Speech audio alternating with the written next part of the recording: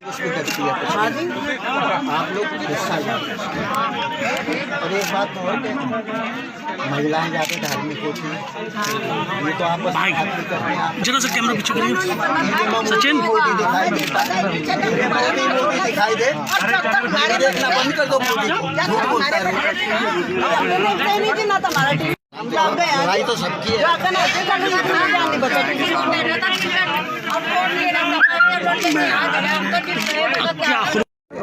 आप किसी भी गांव में जाओगे, किसानों से बात करोगे तो किसान अपनी समस्या बताएंगे आपको। जबकि आप सरकार में हो, आप मिनिस्टर हो, आप एमएलए हो, एमपी हो, तो किसानों ने अपनी आवाज़ उठाई कि हमको गन्ने का दाम नहीं मिला।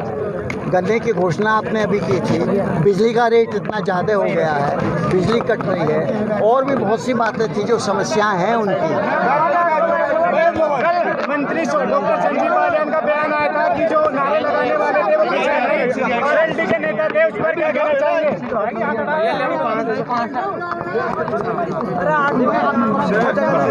मंत्री जी का बयान था, भैया उनके बयान को पे मैं कुछ नहीं कहना, कहने दीजिए, उससे मुझे कोई मतलब नहीं। 26 तारीख को जो पंचायत रखी गई थी उसका क्या निर्णय लिया गया है? क्या 26 तारीख को महापंचायत का ऐलान हुआ था, ये एलएम के लोग तय करेंगे।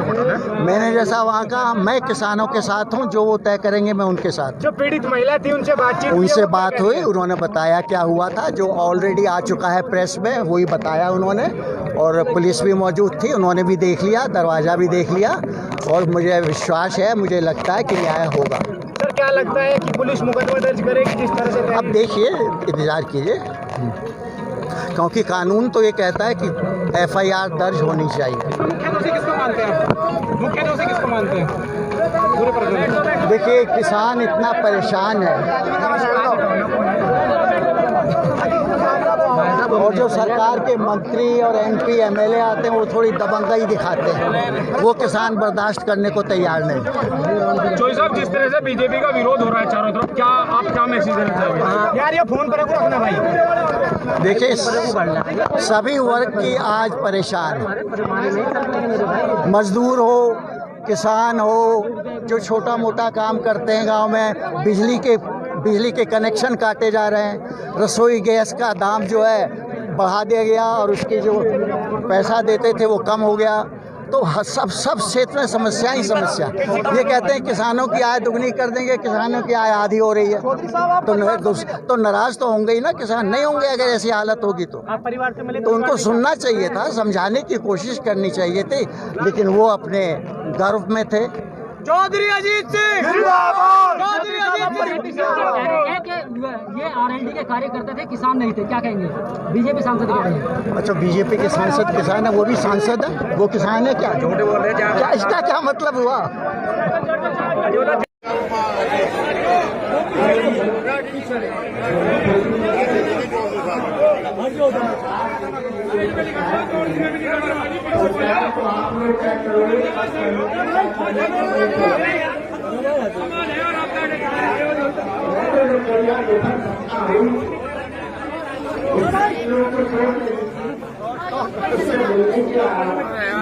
माइक में नहीं बोल रहा।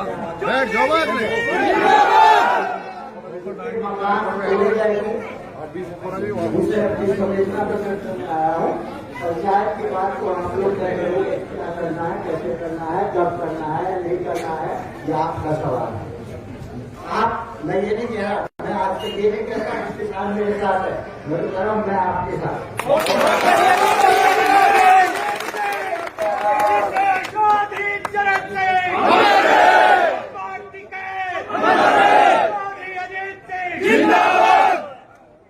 मैंने राष्ट्रीय बजट में बहुत चीज खड़ी हुई है, PAC भी लगी हुई है, 3-4% भत्ते आए हुए हैं। इसका हिंदू होना चाहिए था जब दंगाई में आए। आप देखिए, हमारी लाखों की मीटिंग होती है, कहीं कोई डिस्टर्बेंस नहीं होता। वो तो जो आए थे वो भी कुछ हुआ, उनकी वजह से हुआ। आके लोग सवाल ही तो पूछ रहे थे, गन्ने का दाम कब दोगे? गन्ने का दाम तो जाने दो, गन्ने का दाम भी अनाउंस करने में 4 महीने लगा दिए। मैं आपको बहुत लोग को याद नहीं होगा, पता भी नहीं होगा, सन 1978 में सरकार ने कानून बनाया था, मिल मालिक कह रहे थे हमारे पास की नहीं है पैसा देना। सरकार ने बहुत कानून बनवा दिया कि जो मिल मालिक पैसा नहीं देगा सरकार उसकी मिल जब्त कर देगी। अपने पैसा दे दिया और जो आज किसानों के हितैषी बन रहे हैं, मोदी जी ने सरकार बनाते पहला काम वो कानून था। आज अगर वो कानून होगा तो सरकार कुछ में करती, लोग कोर्ट में चले जाते कि ये कानून है, बिल को जब्त करो, जेठ भाई बिल मालिक आपको फौरन पैसा देने का काम करो। आपके बयान को रोक दिया। जितनी बार मुख्यमंत्री पश्चिम में आ रहे हैं 2 महीने में सारा चुनाव मिल जाएगा, घोषणा कर जाते हैं। मुख्यमंत्री ने घोषणा मंत्री और ऊपर से नीचे तक सारा सरकार ये काम करे। 3 कानूनों की बात करें, पहले तो उन्होंने फैलाया कि किसान बेपनाह है, उसे कुछ पता नहीं है, उसे मालूम ही नहीं है उनके हित में है। मैं इसका एक ही जवाब देना चाहूंगा।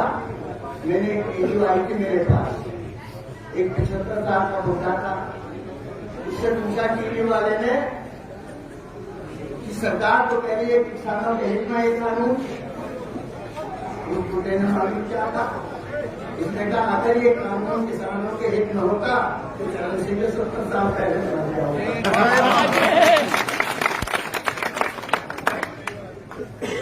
पहले तो इन्होंने कहा कि किसानों को समझ में नहीं आ रहा, फिर कहने लगे खालिस्तानी है, फिर कहने लगे आतंकवादी है, और अब ये कह रहे हैं अपने लोगों से कि जाके किसानों को समझाओ। यह किसान सब कुछ समझता है। जहाँ तक पढ़ाई लिखाई का एक इनके सांसद है पार्टी में, बोले मैं सबसे बहुत पढ़ा लिखा किसान हूँ और मैं कह रहा हूँ ये किसान भी आपके हित में है। ये आदमी बहुत पढ़े लिखे लोग बैठे हैं और जो किसान उस काम पर है उनके बच्चे PhD कर चुके हैं, उन्हें सब पता है क्या होगा इस कानून में। असली बात यह है कि MSP का पैसा तो आज भी आपको नहीं मिल रहा है। प्रधानमंत्री कहते हैं स्वामीनाथन की रिपोर्ट लागू कर दी, धान का दाम है 1900 रुपए, वो भी स्वामीनाथन के हिसाब से तो 2700 होना चाहिए था। 1100 अरे यार चुप हो जाओ तुम। अरे कौन है, कैमरे उठाओ फिर ना। कहते हैं कि हम ये बिल ले आए 2009 में कांग्रेस सरकार ने एक ऑर्डिनेंस पास किया था कि जो सरकार केंद्र प्रदेश सरकार करने का दाम तय करती है वो नहीं मिलेगा। केंद्र सरकार जो दाम तय करती है जिसे FRP कहते हैं वो मिलेगा। उस साल FRP का दाम था गन्ने का 129 रुपए कुछ पैसे। सारे किसान इकट्ठा हो गए दिल्ली में, सारे राजनीतिक नेता मैंने बुला लिए। एक दिन में कांग्रेस सरकार ने वो कानून वापस ये है आपकी ताकत जब आप इकट्ठे हो जाते हैं। उस साल जो 129 रुपए आपको देने की केंद्र सरकार गन्ने का दाम 270 रुपए तक पहुंचा था, याद है। लेकिन जो आपने बहुत काम किए, सबसे बड़ा काम उन्होंने क्या किया, आपका एक वोट बैंक बना, जाति और धर्म के ऊपर उठ के जब किसान इकट्ठा हो जाएगा उसके पहले कोई पार्टी किसानों की बात नहीं करती। एक बार उन्होंने इकट्ठा कर लिया तो सब पार्टियां किसानों की बात करने लगी। मोदी ने वो वोट बैंक जाति और धर्म के नाम में आपकी बात से उस वोट बैंक को खत्म कर दिया। जब तक आप इकट्ठे नहीं होंगे सरकार आपकी जिम्मेदारी और अपने जातिवाद को उतर आए। कोई कहता सिखों का आंदोलन, कोई कहता जादव का आंदोलन है, उसी से इनका हाथ पे उतर आए, कोच पे उतर आए। हमको कहते जातिवाद, लेकिन ये लोगों को बांटने का काम कर रहे हैं। अगर आप बढ़ जाओगे तो फिर इनको कोई चिंता होने वाली नहीं है। ये लड़ाई लड़नी है लेकिन हम जीतेंगे, हम जीतेंगे।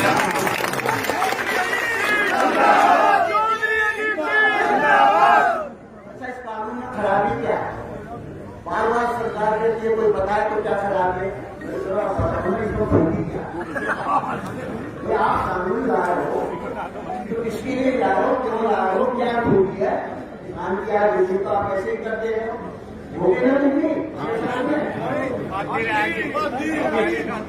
82 रुपए डीजल हो गया। ये बिजली करेंगे जरूर, पहले आधी करेंगे फिर इनका प्रोग्राम ये है। अब नहीं होने और कमाल ये है, अभी मैं प्रधानमंत्री का बोल रहा था कि पेट्रोल के दाम इतने बढ़ गए, पुरानी सरकारों ने गड़बड़ की। जब 110 रुपए क्रूड का दाम था डॉलर, तो 70 रुपए में पेट्रोल मिल रहा, अब क्रूड हो गया 50 रुपए, 100 रुपए में पेट्रोल मिल रहा, पुरानी सरकार ये कहने के काम में रहे हैं। और सबसे बड़ी बात है आपके प्रार्थना, आखिर जब कोई आएगा मंत्री तो क्या किसान उससे नहीं पूछेगा हमारे गन्ने का दाम कब मिलेगा? तो उस पर हमको नाराज होने की चाहिए। और अगर वो जवाब नहीं देंगे, भैया राजनीति में गलत काम करोगे तो जिंदाबाद मुर्दाबाद सब करेंगे, नारे लगेंगे, उसका मतलब ये थोड़ी कि आप लोग पिटाई करो। आप सुनिए या जवाब दे दीजिए, सेटिस्फाई कीजिए लोगों से, बात कीजिए लोगों से। और बड़ी कोशिश आज कर रहे हैं जो अभी तक ये नहीं समझा पा रहे, अभी समझाने में लगे हुए। मैं कहना चाहता हूं ये बड़े पढ़े लिखे लोग हैं, सही बात है, मैं भी थोड़ा बहुत पढ़ा लिखा हूं, ये मुझे समझा रहे, मैं आप सबको समझा की जरूरत नहीं है, अपने घर बैठे पैसा कमाते रहे। अगर ये मुझे समझाने के कानून को अच्छा है तो मुझे विश्वास है आप मेरी बात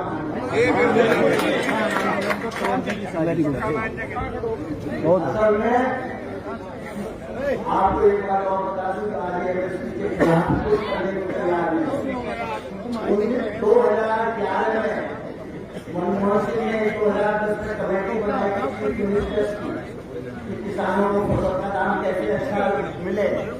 उस 3-4 चीफ मिनिस्टर थे, मोदी साहब उन ग्रुप के अध्यक्ष थे जो किसानों के लिए दाम तय करने की बात थी। और मोदी साहब ने लेटर दिया था मनमोहन सिंह जी को कि किसानों को एमएसपी मिलनी चाहिए चाहे कोई भी खरीदे। और अब ये एमएसपी पे अब ये कहते आदमी प्राइवेट आदमी आएगा वो आपको ज्यादा दाम देगा, प्राइवेट आदमी ज्यादा दाम देगा। बिहार में बीजेपी की सरकार थी ब्रिटिश के साथ, 2006 में इन्होंने एपीएमसी जिससे एमएसपी मिलती है वह खत्म कर दिया। औसतन वहां के किसान को 30% पैसा कम मिलता है।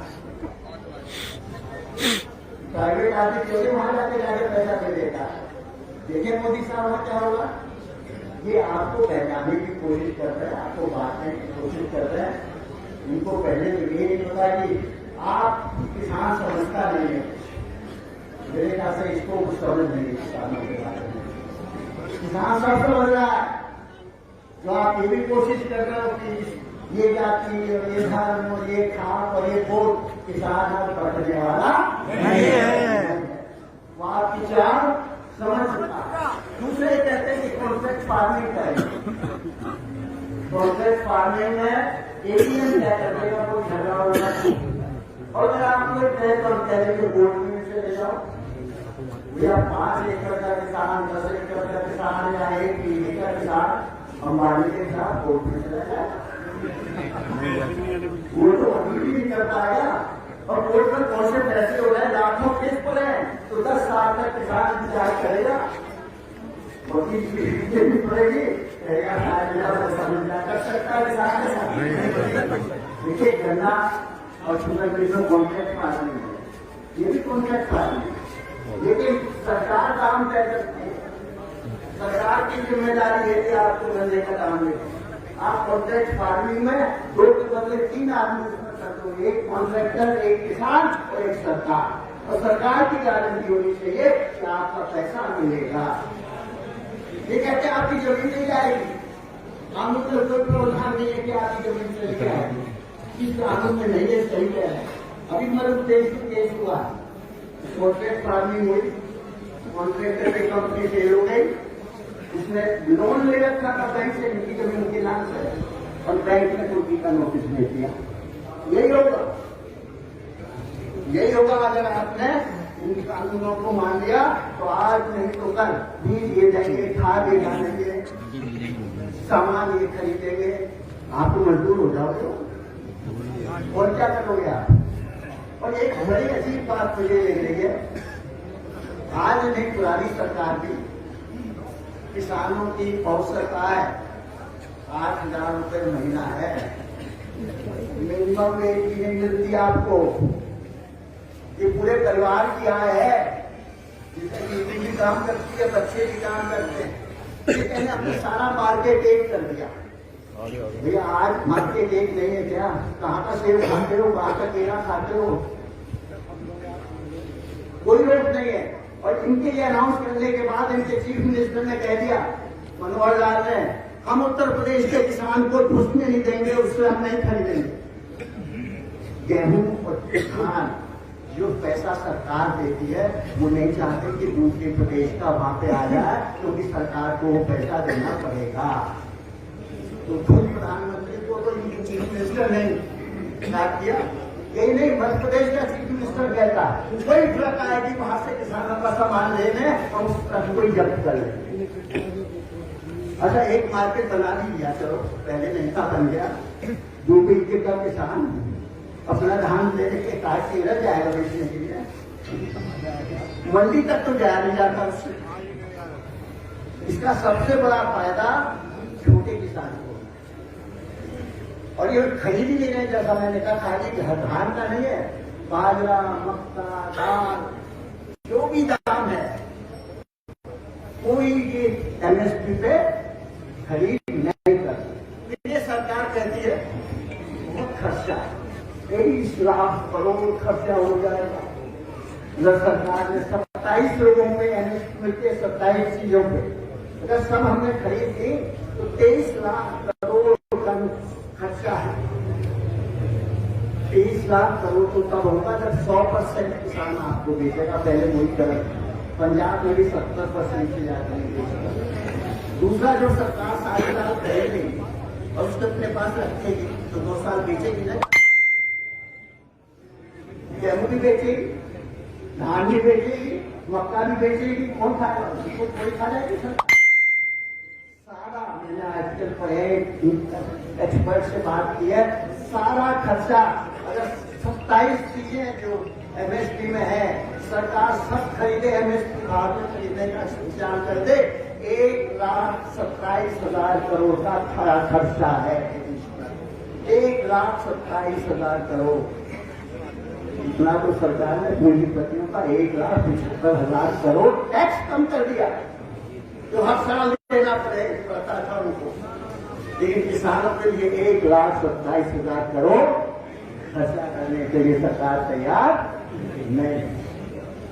तो इसलिए बस मैं एक चीज कहना चाहता हूँ, अभी सरकार वही अंग्रेजों की नीति अपनाए कि डिवाइड करो, पकड़ो, फैलाओ, कुछ लोग पिछड़ेंगे, कुछ लोग महंगाई में आएंगे।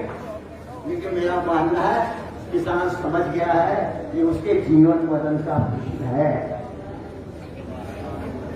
ये छोटी मोटी चीज नहीं है। आपको मैं बता दूं क्या हुआ। एमएसपी कौन देता है? फूड कॉर्पोरेशन ऑफ इंडिया, वो एमएसपी देता है, प्रदेश सरकारों को पैसा देता है, वो खरीदे। फूड कॉर्पोरेशन जब मनमोहन सिंह जी की सरकार खत्म हुई 91,000 करोड़ कर्जा था, मोदी ने 6 साल में उसको चौगुना कर दिया, 2,70,000 करोड़ कर दिया। एफसीआई हो रही है बैंकरप्ट, एफसीआई के पास पैसा नहीं बचेगा, वो एमएसपी खत्म इसलिए होगा, खत्म हो रही है। एफसीआई बैंकरप्ट हो रही है। एफसीआई ने अडानी से समझौता कर लिया, 900 करोड़ रुपए का समझौता है। गोदाम बनाने में लगे हुए हैं अडानी के लोग, हरियाणा में, पंजाब में, पूरब में बना लिए हैं। अब एफसीआई आपको गोदाम नहीं रखेगी, और मध्य प्रदेश में बीजेपी की सरकार है, वो किसानों से सीधा कहती है अडानी के गोदाम में रखो, जादू वहीं पैसा मिले।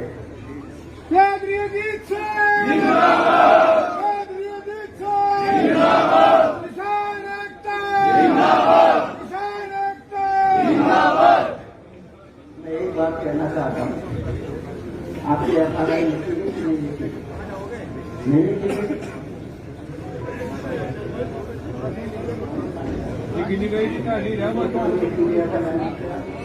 एफआईआर तो कोई नहीं हो, और जब तो आपको पता है सारे तोड़े गए, मिठाई की गई लोगों को, एफआईआर तो आप लिख लीजिए, वरना मैं फिर जिम्मेदार नहीं जो होगा। ये कानून है। तो एक बात और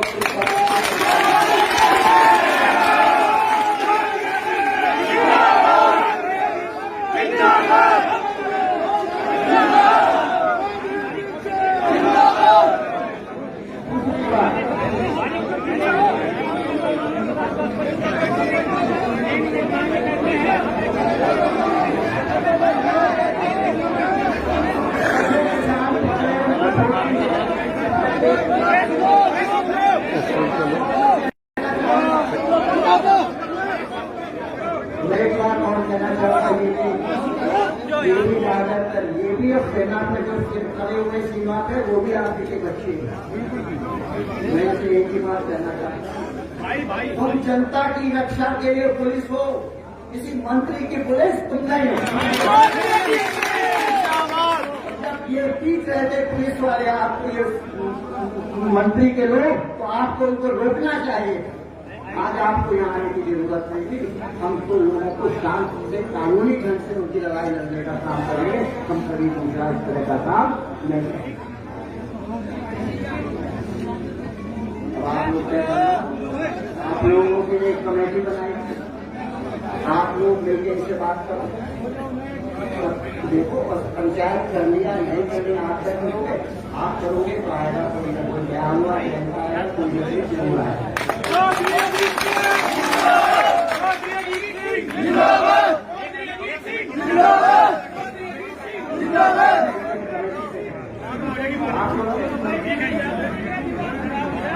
जो लोग कहा जिनको बीच में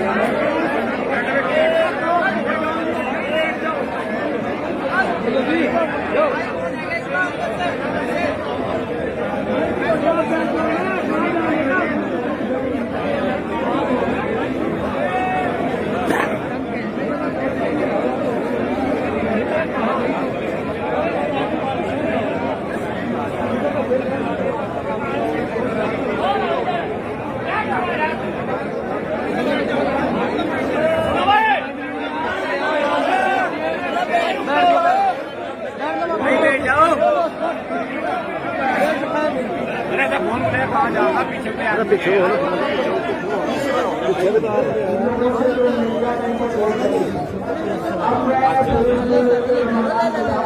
ताला खुलवा गया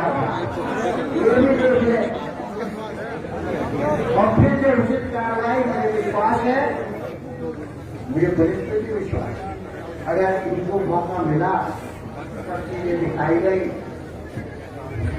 और जो कुछ गलत लोग इनके ऊपर दबाव डालते हैं उनका दबाव इन्होंने सह लिया तो ये भी ठीक था। आज पंचायत में भी लोग कुछ बात इसलिए है पंचायत